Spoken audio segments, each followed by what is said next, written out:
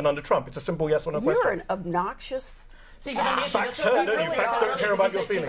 Are Americans wrong when they have this feeling? Well, the feelings I'm oftentimes are obnoxious generated because I asked you from if energy production's higher today than under Trump. You're that makes me obnoxious obnoxious because I'm asking you why you would say that I'm Biden obnoxious. didn't thwart. You're a racist. We want to play that game?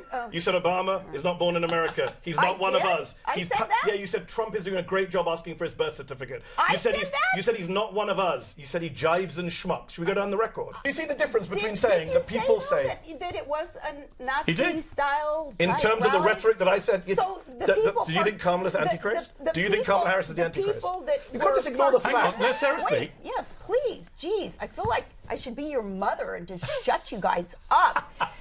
Alright everyone, we're diving into one of the loudest debates to hit Piers Morgan Uncensored recently. Mehdi Hasan and Sarah Palin go head to head over Trump rallies, energy production, and minority voter trends. There is no shortage of interruptions and accusations and some genuinely thought-provoking moments. Let's get into this clip, break it down, and see through the chaos and see what's actually hitting the mark. I'm not your mother. You're grown men, and I have respect for your ages, if nothing else. But listen, you did just say that it was a Nazi-type rally, meaning Nazi-style rally. Yeah, meaning people get up and say outrageously. So who's the leader of this group? Meaning participants are Nazi-style participants? I'm saying people are cheering on far-right rhetoric. Do you know what the Great Replacement Theory is? The far right. Do you know what the Great Replacement Theory is? No, I'm trading facts. What about all the Jews in the audience that I saw? What about the Israel flags I saw? Israel flag means what?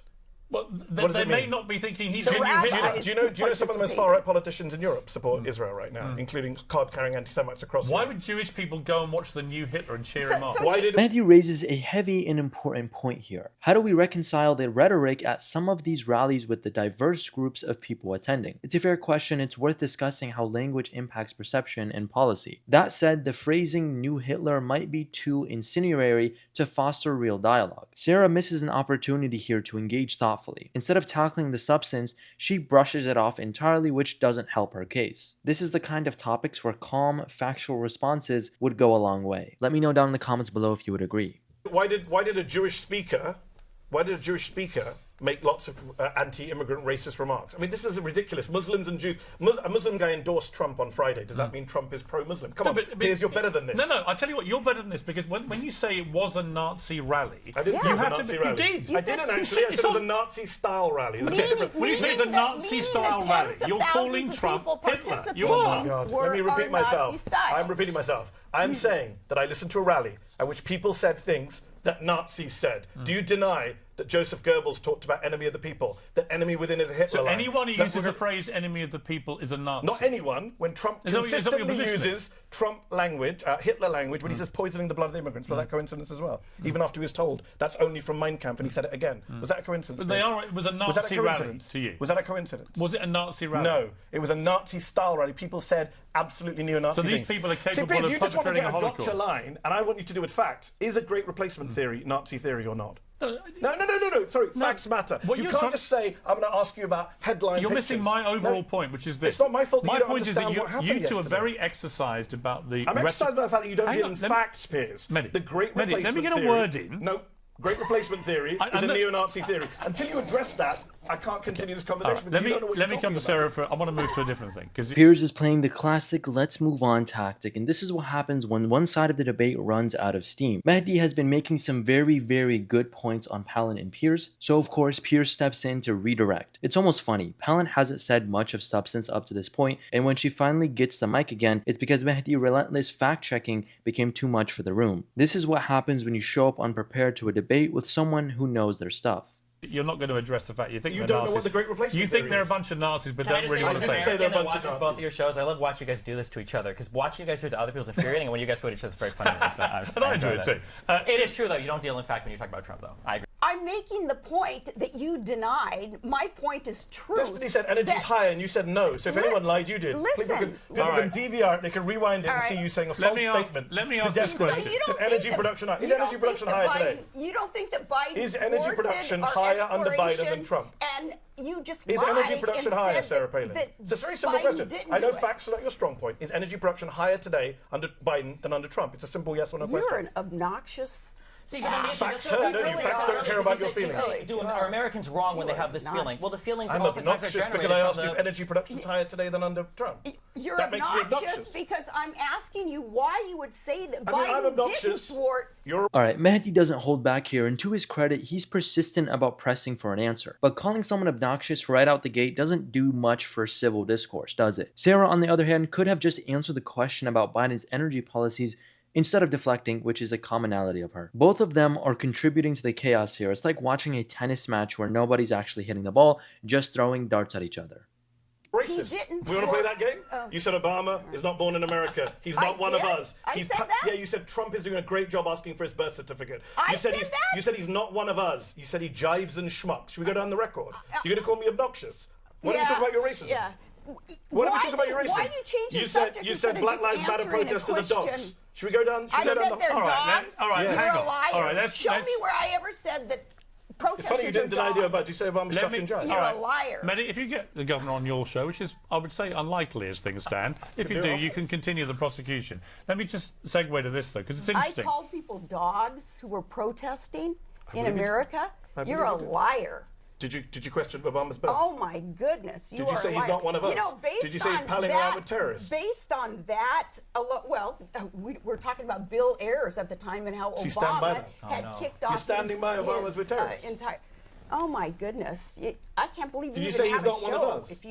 Did you say Obama's not one of us? I still want to know this proof that you have of me calling protesters in America dogs. I believe you referred to Black Lives Matter protesters that way. I believe you are wrong. All right, we'll fact check afterwards. I want to ask you this, Mehdi, because you're being very vocal and taking on Sarah Palin. I got called obnoxious for pointing out energy production levels. I don't think you would win a court case about not being obnoxious. But let's move on. Let's move on. Biden not thwarting our I can also be exploration obnoxious before you just play the what a battery. Let me just ask you this, though.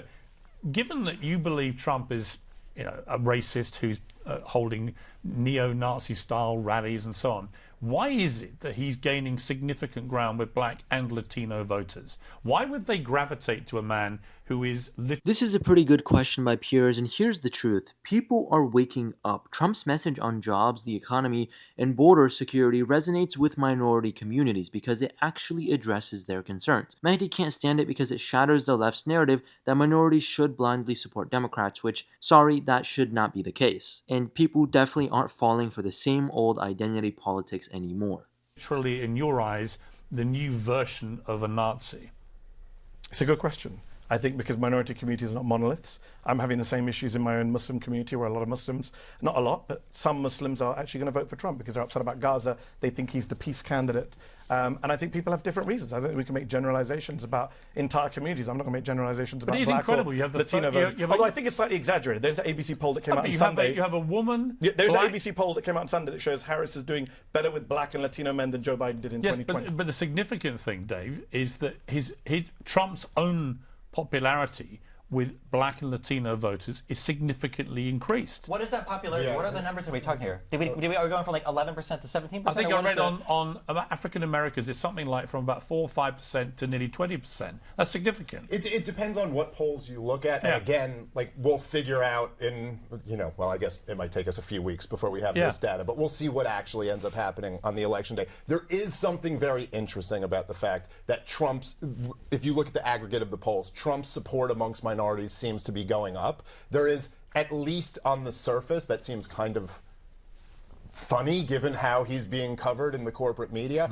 I really do think that a lot of the there's kind of like the progressive cultural worldview is often very disconnected from what people in these communities actually care about. Exactly. This is why Trump is gaining ground. It is not rocket science. Progressives focus on virtue signaling and niche culture wars, while Trump talks about things that actually matter. Jobs, safety, and putting America first. Mehdi definitely doesn't get that, but voters do. And that's what terrifies the establishment. I think the fact that, I think personally there's actually a lot of things that appeal to certain people in these communities that Donald Trump, just in his personality. But I really do think that if you ask them, it all is coming down to the same two things that it's coming down to for most voters, which is immigration and the economy. And there you have it, folks. Another fiery debate where both sides bring some valid arguments but miss the mark on meaningful dialogue. Mehdi's fact-checking and persistence are impressive, but his tone might alienate some viewers. Sarah Palin, on the other hand, has moments where she could have stepped up, but instead leaned on deflections and dismissals. What do you guys think? Who made the stronger case? Let me know down in the comments below, as always. Thank you for watching, and we'll see you guys in the next one.